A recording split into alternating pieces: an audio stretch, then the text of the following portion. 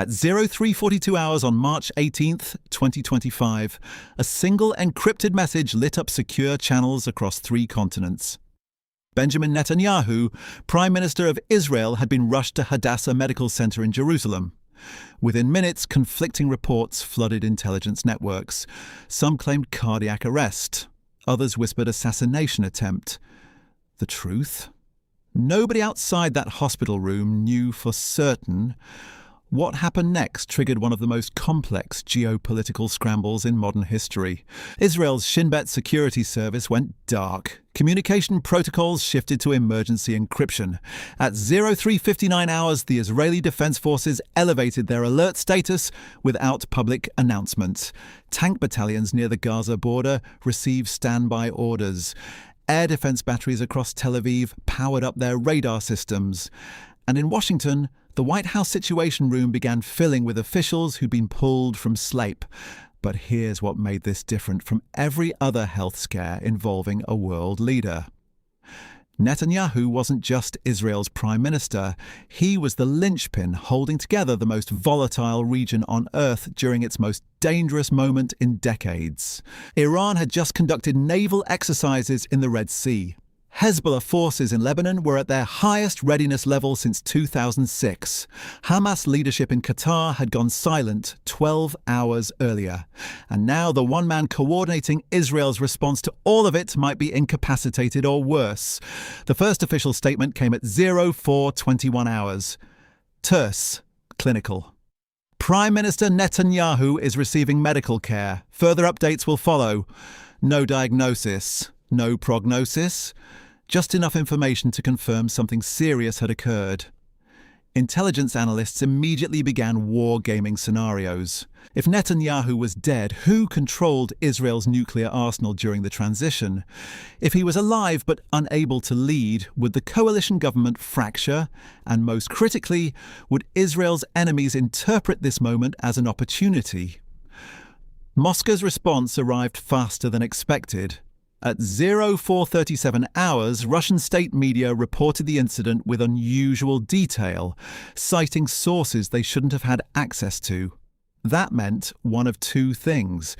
Either Russian intelligence had penetrated Israeli security deeper than anyone realized, or someone was deliberately leaking information to test international reactions. Then the Americans made their move.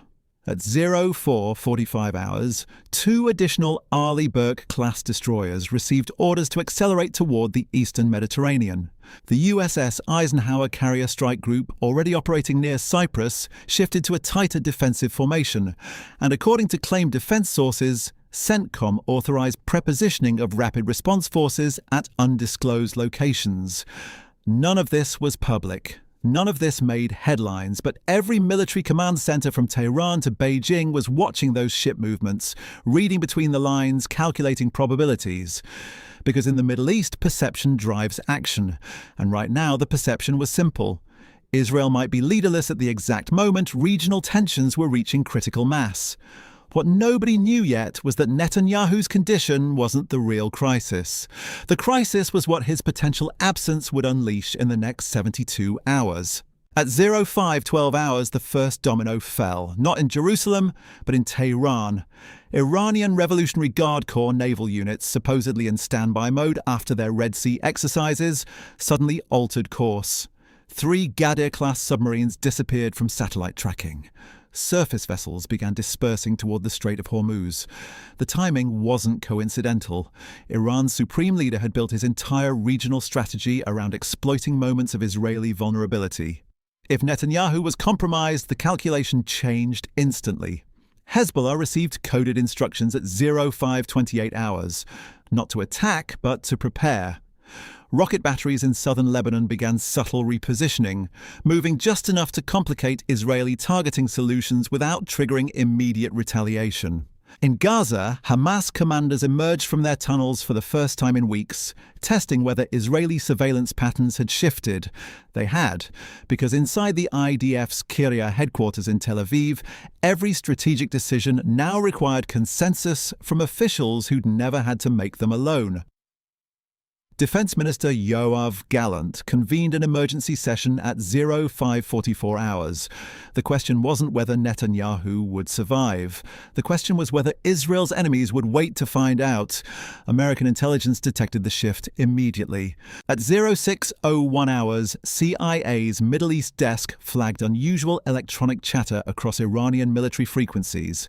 NSA intercepts showed Hezbollah communications spiking to levels unseen since the 2006 Lebanon War. And satellite imagery revealed something deeply concerning. Syrian air defense systems near Damascus had activated without explanation. 3 separate adversaries moving in loose coordination, all within 2 hours of Netanyahu's hospitalization. Coincidence doesn't exist in this region. It was a probe, a test to see if Israel's command structure could maintain coherence under pressure.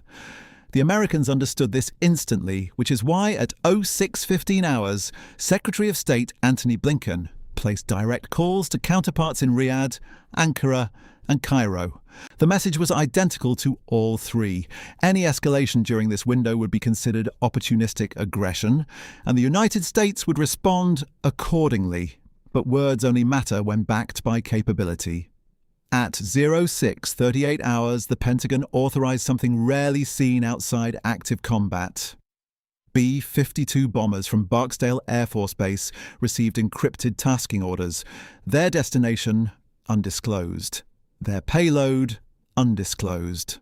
But their flight path would take them directly over the eastern Mediterranean, visible to every radar system from Libya to Iraq.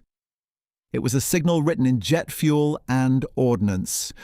Israel's vulnerability was America's red line, and anyone testing that line would discover just how thin the margin between posturing and warfare had become. At 7:09 hours, Netanyahu's office released a second statement, still vague, still careful, but different in one critical way. It mentioned stabilization, not recovery, not improvement, just stabilization. Enough to suggest he wasn't dead, but not enough to confirm he was functional. The reaction was immediate. Iranian submarines resurfaced. Hezbollah communications returned to baseline levels. Hamas commanders retreated underground. Within 90 minutes, the crisis everyone feared hadn't materialized. Not because tensions had decreased, but because the uncertainty had been calibrated just enough to prevent miscalculation. By 800 hours, satellite imagery showed Syrian air defenses powering down. American B-52s completed their flight path and turned west. The destroyers maintained their eastern Mediterranean positions, but their defensive posture relaxed incrementally. What the world witnessed wasn't a health emergency. It was a stress test of the most fragile strategic equilibrium on Earth. Netanyahu's condition had exposed something far more dangerous than any single leader's mortality. It revealed how desperately thin the thread-holding regional stability had become, how quickly perception could outpace reality, how close multiple nations stood to conflict based not on strategy, but on assumption. At 11:47 hours, Netanyahu appeared briefly on video, pale, clearly exhausted, but conscious and speaking. The crisis officially ended, except it didn't really end. It just returned to its normal state of simmering tension, because everyone involved now understood something they couldn't unlearn. The next time a leader falls, the next time communication goes dark, the window between uncertainty and catastrophe might be measured in minutes, not hours. And in the Middle East, minutes are all it takes.